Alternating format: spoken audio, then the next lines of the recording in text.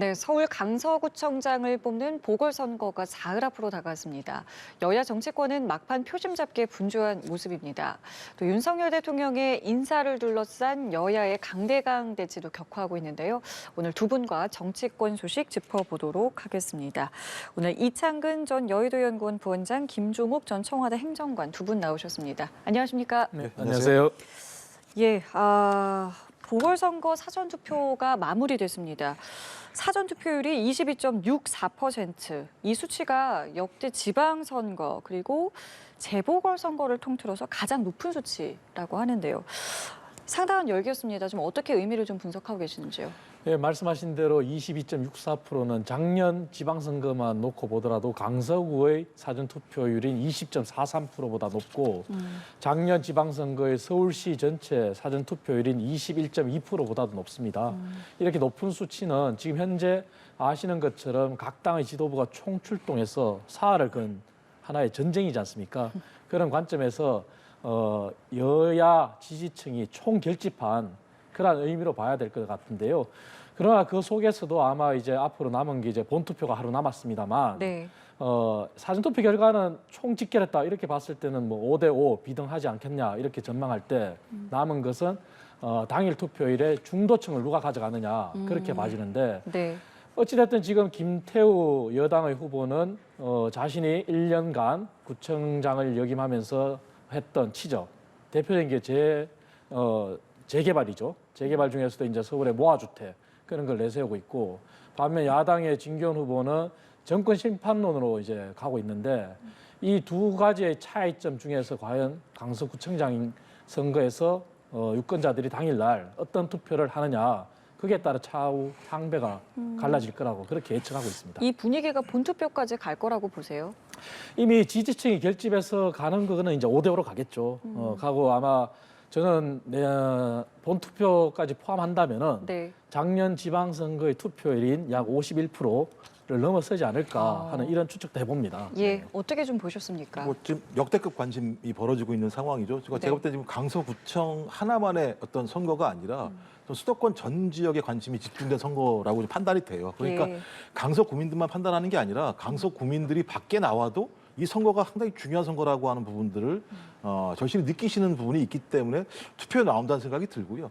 투표에 나온다고 하면 뭐 프레임은 두 가지겠죠. 정권을 심판할 것인가, 아니면 정권의 안정을 유지할 것인가라고 하는 측면에서 말씀하신 것처럼 각 당의 지지층이 대거 결집한 측면도 있습니다만, 결집만으로는 설명하기 어려울 만큼 높은 지지율이 있다는 건 적어도 중도층, 그러니까 어느 정당에도 관심, 지지를 보내지 않는 중도층이 대거 지금 나오고 있다라고 판단할 수밖에 없습니다. 그렇다면 그 중도층이 어떤 선택을 할 것인가, 예. 정권 심판에 손을 들 것인가, 아니면 정권 안정에 손을 들 것인가라고 하는 부분이 보이는 것이고, 이 내용들은 앞으로도 매우 중요하겠죠. 왜냐하면 수도권에 있는 유권자들 중에서 중도층이 소위 정권 심판 또는 안정에 어느 쪽으로 치우치냐는 내년 선거와도 직결되어 있는 측면이 있고요. 또 하나는 이번 선거가 갑자기 윤심과 이심의 대결이 돼버렸어요. 그러니까 윤석열 대통령이 유죄 판결을 받은 지 3개월밖에 안 된 후보자를 사면해서 후보로 내보내게 되니까 네. 이건 그야말로 윤 대통령을 상징하는 인물이 된 것이고요. 또 반대편에는 24일간 단식을 했고 영장이 기각된 이재명 당대표의 민주당이 전략공천한 후보가 나온 상황이기 때문에 거의 지금 윤심과 이심 대결이 되게 되면서 더욱더 파장이 높아졌고요.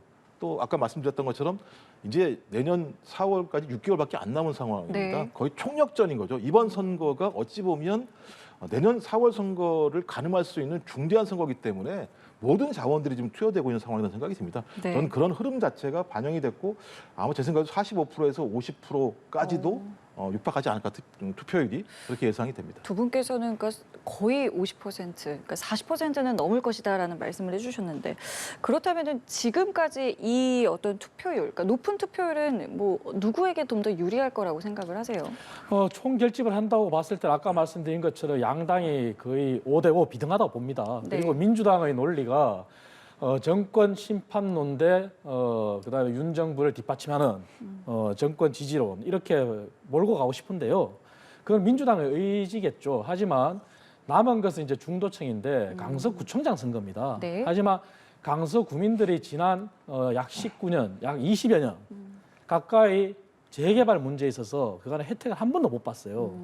그리고 강서구의 그런 낙후된 그런 도심, 원도심 이런 부분들에 대해서 과연 민주당 구청장 시절에 뭘 했냐 이런 부분들이 과연 중도층에 어떻게 비칠 거냐 그 문제거든요. 하지만 김태우 후보 같은 경우는 1년간 짧은 기간이지만 그러한 부분에 분명한 성과를 보였고 그리고 주민들한테 이득이 가는 부분이 분명히 피부로 와닿았단 말이죠. 그리고 거기에 더해서 오세훈 서울시장의 신통기획이라는 게 더해져서 이제는 재개발이 10년, 20년 가는 숙제가 아니라 5년에서 7년 만에 마무리되는 그러한 숙제거든요.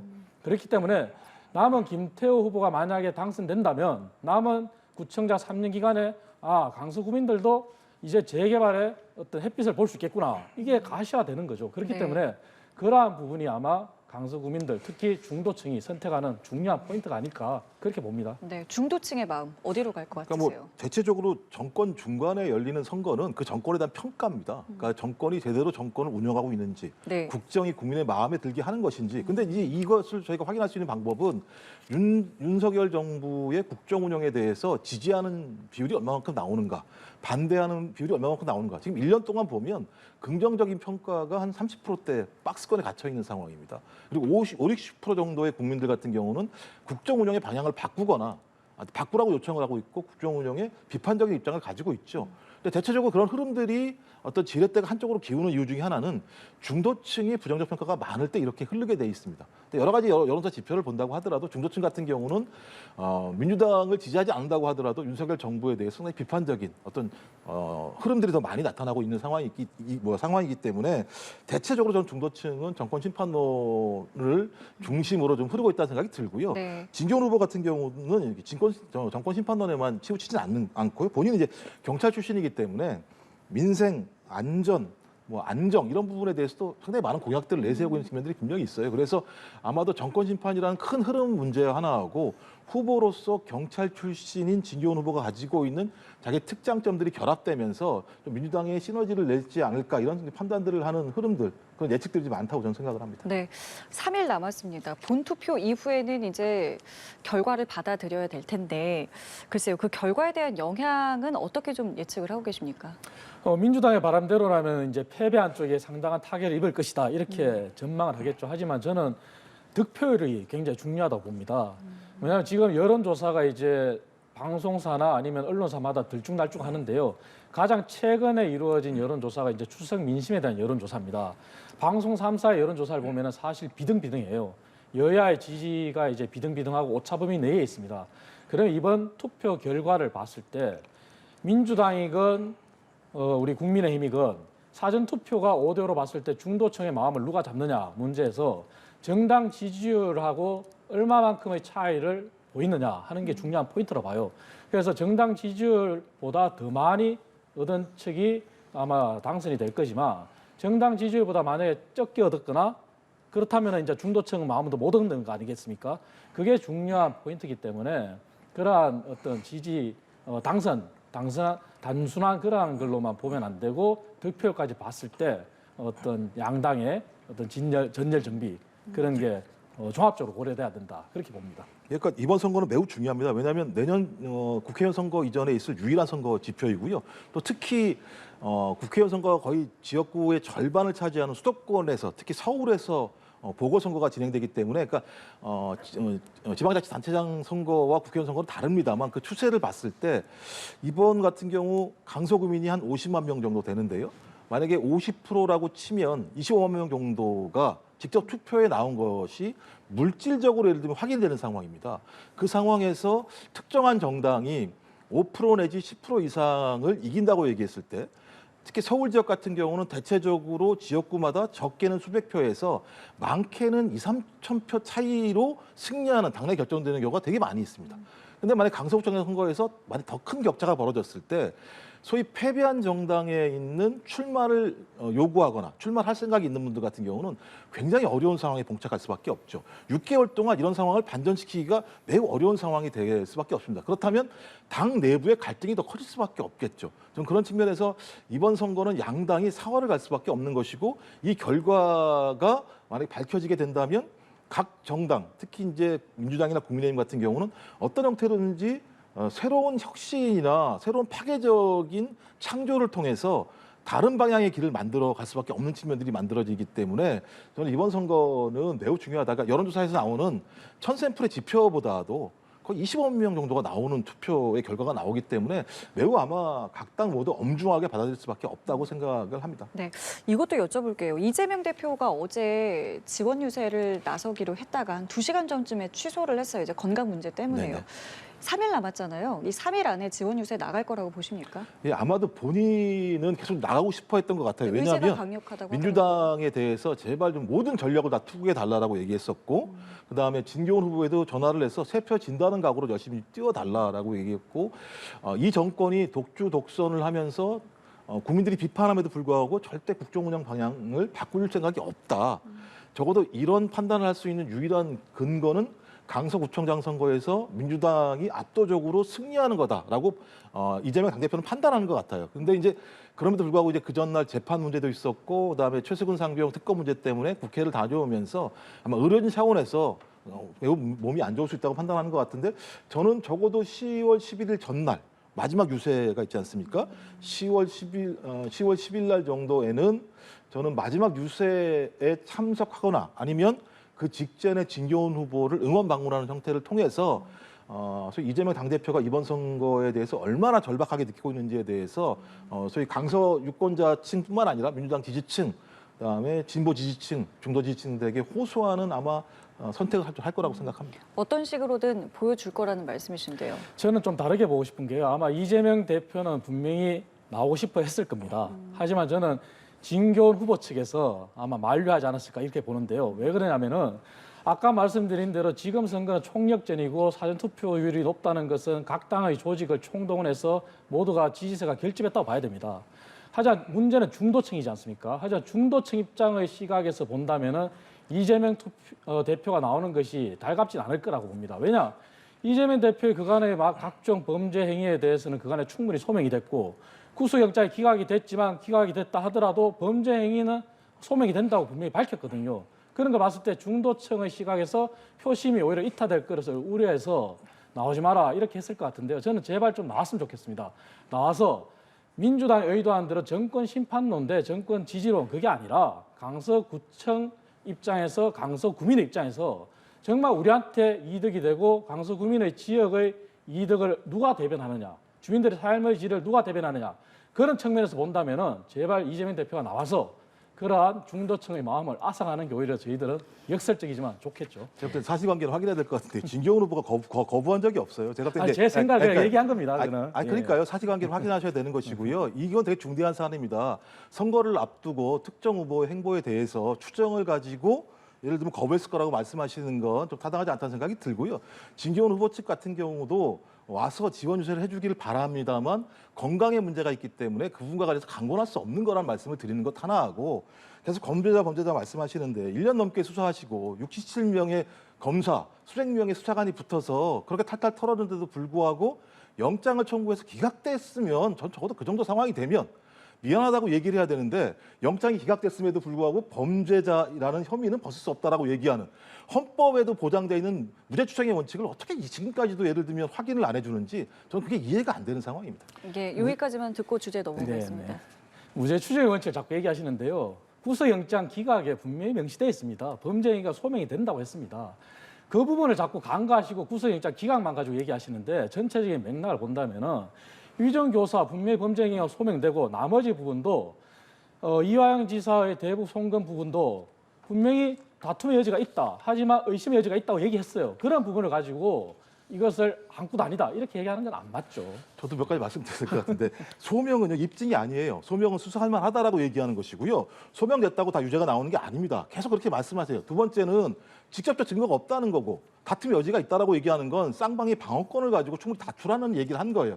그렇다면 검찰의 입장에 대해서 법원이 문제가 있다라고 판단을 한 겁니다. 그럼 그렇게 인정을 해야 되는 것이죠. 앞에 나와 있는 유증교사라고 하는 부분 가지고 예를 들면 쌍방울 사건과 백현정 사건과 아무 상관도 없는 2018년 경기도지사 시절에 공직선거법에서 무죄로 난 것에서도 부세 사건의 내용들을 가지고 와서 그렇게 한다는 건 제가 볼 땐 검찰의 무능을 스스로 입증하는 거죠. 예, 알겠습니다. 주제를 좀 바꿔서요. 조금 전에 지금 두 분께서 말씀하셨습니다만 이제 총선이 약 6개월 앞으로 다가왔습니다. 뭐 여당에서는 당연히 이제 국정 안정을 말하고 있고요. 야당에서는 정권 심판을 이야기하고 있는데 일단은 6개월 앞둔 지금 보시기에 내년 총선의 승패를 가를 요인은 어떤 거라고 좀 생각하시는지요? 결국은 중도죠. 중도가 이제 내년 총선에서 승부처는 이제 수도권이라고 하지 않습니까? 그러나 수도권과 중도는 전통적으로 봤을 때 결국은 정책입니다. 이미 그 사실 입증된 게 지난 2021년 서울시장 재보궐선거 당시입니다. 그때 당시에 문재인 정부 시절에 얼마나 많은 막대한 지원을 했습니까? 하지만 뒤늦게 가장 늦게 출발한 오세훈 당시 후보가 전 지역에서 석권을 했습니다. 전 지역에서 우세한 차로 서울시장 보궐선거에 당선이 됐고 그 원동력은 정책에 있었습니다. 그렇기 때문에 지금 현재 일희일비할 문제가 아니라 중도층을 향한 마음, 그러한 부분이 저희 정부 여당에서 지속적으로 법안을 내고 국회에 계류가 돼 있고 얘기하고 있습니다. 하지만 민주당은 어떻습니까? 당장 하고자 하는 게 노랑봉투법, 방송법 이런 것을 통과시키려고 하는 겁니다. 그리고 자당의 대표가 자꾸 무죄추정 원칙 주장하시는데 분명한 민생을 향한 경쟁을 한다면은 자명하게 드러날 겁니다. 하지만 그것을 정치 검찰, 정치 공자 이렇게 넘어가니까 이게 경쟁이 안 되는 겁니다. 그렇기 때문에 저희는 분명히 얘기합니다. 제발 민주당 더 이상 이재명 대표의 그러한 그늘에서 벗어나서 당당하게 이번 정기국회만이라도 정책 경쟁을 했으면 좋겠습니다. 예산 경쟁하고 정책 경쟁한다면은 내년 총선에서 누가 국민을 지키고 누가 국민의 이익을 대변하는지 보여줄 거라 생각합니다. 예, 제 생각에도 좀 나라를 잘 운영했으면 좋겠어요. 윤석열 정부가 경제 성장률 최악이지 않습니까? 경제 위기, 민생 도탄 이런 문제가 지금 현실적인 문제로 등장하고 있고요. 사과가 10,000원이라고 자괴감을 가지고 있는 국민들이 있고요. 그다음에 거지방이라는 SNS에 방을 만들어가지고 소위 청년들이 일주일을 돈 없이 어떻게 살까 이런 얘기들을 서로 나누는 곳이 만들어지고 있는 게 현실입니다. 그렇다면 이런 상황들에 대한 아주 포괄적이고 궁극적인 책임은 정부에 있는 겁니다. 언제까지 이재명 당대표에 대한 부분을 거론하시면서 현재의 국민적인 분노를 갖다 넘어가려고 하십니까? 적어도 경제 운영, 국정 운영의 책임은 현 정부가 질 수밖에 없는 것이고 거기에 대해서 많은 국민들이 부정적인 평가를 하신다면 한 번 정도는 뒤를 돌아보시고 국정 운영의 방향을 바꾸시는 것이 상식입니다.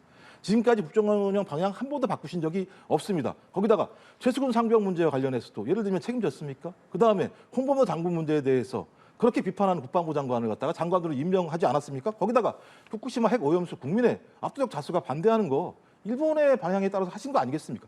무엇 하나 국민이 요구하는 방향으로 안 하시고 계시니까 예를 들면 이런 국정 운영에 대해서 부정적 평가가 높은 겁니다. 좀 지금이라도 국민의 여론을 들으시고 민심에 따라서 국정 운영의 방향을 바꾸시면 말씀하신 것처럼 내년도 4월 달에 서로 좀 제가 볼 때 엇비슷한 경쟁을 할 수 있지 않을까 생각을 합니다.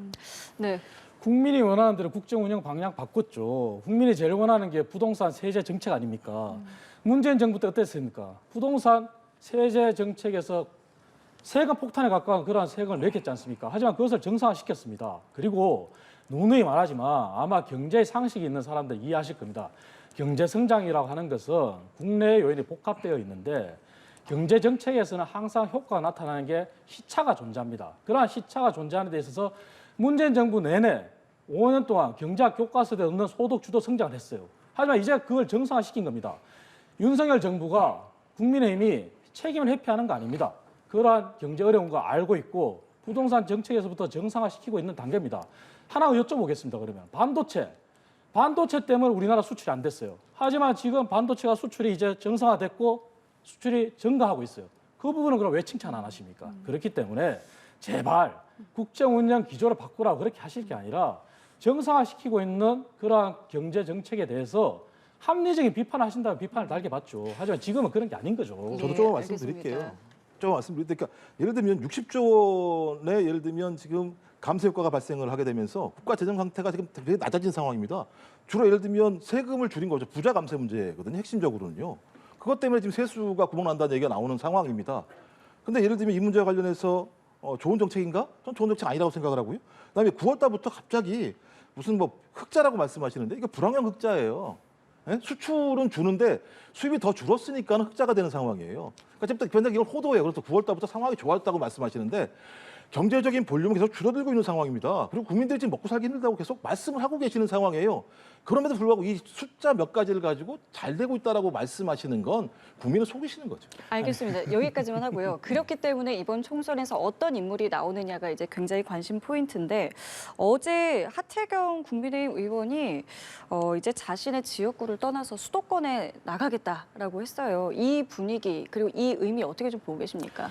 저는 굉장히 큰 의미를 부여하고 박수를 보내고 싶어요. 왜냐하면은 선거에서 이제 승패는 정책도 존재하지만 결국 국민들한테 감동을 줘야 되고 그 감동은 희생이지 않습니까?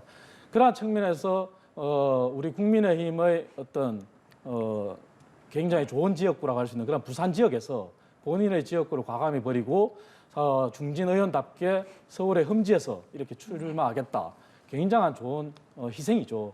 여기에 대해서 그칠 게 아니라 이제 우리 당의 비례대표 의원들도 어떻게 보면은 당의 언덕을 입은 그러한 사람들입니다. 비례대표 포함해서 그 외의 중진들도 앞다투어서 희생을 한다면은 아마 국민들이 박수를 보낼 것이고요. 그리고 당은 정부와 더 힘을 합성해서 정책으로 승부한다면 좋은 결과겠죠. 그리고 그러한 정책의 출발은 바로 경제 정책인데요.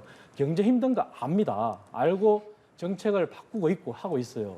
자꾸 이제 윤 정부의 경제 정책을 호도하시는데 반도체 경기 좋아지고 있습니다 지금. 그리고 국가 채무 어떻게 설명하시겠습니까 민주당은. 그러한 부분들을 지금 윤석열 정부가 떠맡아서 비정상의 정상화를 하고 있는 단계입니다. 그러한 부분이 아마 국민들한테 각일이 된다면 내년 총선 한번 해볼 만하다고 생각합니다. 야당에서도 이와 비슷한 뭐 출마 선언 좀 있을 거라고 아니 보세요? 먼저 했었죠. 지금 원내대표가 된 홍익표 의원 같은 경우 예. 이미 성동에서 험지인 서초로 이동을 했었죠. 좀 그런 것들은 예를 들면 그 중진들이 험지로 감으로써 당의 혁신을 위한 공간을 마련해 주는 것이고 그런 그 마련된 공간에 좋은 인물들이 들어와서 정치를 하게 되는 그러니까 선순환 구조가 만들어진 측면이 분명히 있기 때문에 저는 그런 측면에서 홍익표 2탄이 아마 지금 국민의힘에서 있는 하태경 의원이 이제 부산에서 서울로 올라온 거라는 생각이 들고요. 저는 홍익표 원내대표와 하태경 의원들의 이런 어떤 험지 출마 부분들이 당의 혁신이라고 하는 부분을 만들어서 국민들에게 여야가 적어도 국민들에게 앞으로 내년 총선에서 희망을 줄 수 있는 흐름을 만들겠구나라고 하는 새로운 좀 지표들을 만들었으면 좋겠어요. 그리고 또 하나는 그 대통령실에서 한 40여 명 정도가 나오겠다 이런 얘기가 있습니다. 저는 예를 들면 40여 명이 나왔을 때 저도 그분들이 지금 험지로 갔으면 좋겠어요. 그러니까 예를 들면 40여 명이 대통령실에 나와서 대통령이라고 하는 상징적인 힘을 얻고 좋은 곳으로 가려고만 한다면 국민의힘의 공천에 대해서 국민들이 신뢰할 수 있겠습니까? 저는 그런 측면에서 대통령실에서 나오겠다고 하는 40여 명의 분들이 험지 출마를 선언하시게 되면 말씀하신 것처럼 국민의힘도 새로운 흐름이 만들어지겠구나라고 생각할 것이고 또 민주당도 거기에 맞게 혁신 경쟁을 할 거라는 생각이 들어서 저는 그런 경쟁은 좋은 경쟁이라고 생각을 합니다. 예, 자 이런 가운데 이제 윤석열 대통령이 신원식 장관 그리고 유인촌 장관을 임명을 했고요. 김행 여가부 장관 후보자의 경우도 임명을 할 거다라는 관측이 현재 나오고 있는 상황인데요. 여야는 이 상황에 대해서 계속해서 좀 공방을 벌이고 있는 상황입니다. 어떻게 좀 보셨습니까? 저는 좀 이해가 안 되는데요. 기본적으로 저는 만약 이런 인물을 천거하고 이런 인물을 검증한 사람들에 대해서 제가 만약 대통령이라면 좀 경질했을 거라고 생각해요.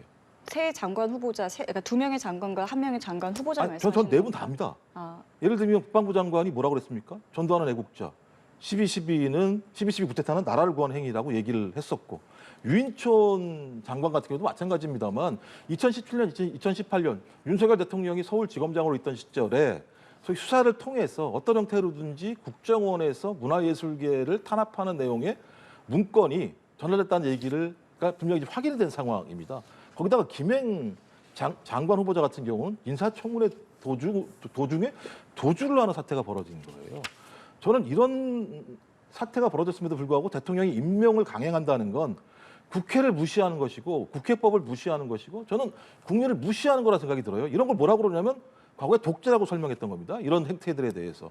저는 뭐 임명 강행을 한 거니까 그건 어쩔 수 없다고 하더라도 저는 김행 여가부 장관에 대해서도 만약 임명을 강행한다면 이건 제가 볼 땐 국민과 싸우겠다라고 하는 선전포고의 다름 아니라고 생각을 합니다.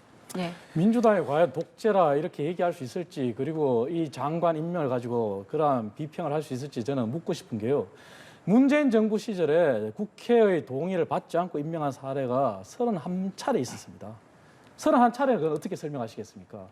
그리고 신은식 장관의 그런 과거 발언을 문제 삼는데 그러한 부분에 대해서 본인이 분명히 유감을 표명했고요. 그리고 유인천 장관 자꾸 얘기하시는데 본인이 청문회에서 블랙리스트 관련해서 해명을 했습니다. 앞으로 남은 거는 임명이 된 상황에서 유인천 장관 같은 경우는 과거 우리나라의 한국 문화를 우수성을 알리는데 굉장히 우수한 업적을 남겼다. 그런 평가도 있어요. 신은식 장관 국가안에 투철하고 지금 북한이라고 하는 주적의 개념이 존재하는 상황에서 안보에 대해서는 누구나 부인할 수 없는 그러한 장군 출신입니다. 그렇기 때문에 지켜보시면 되고요.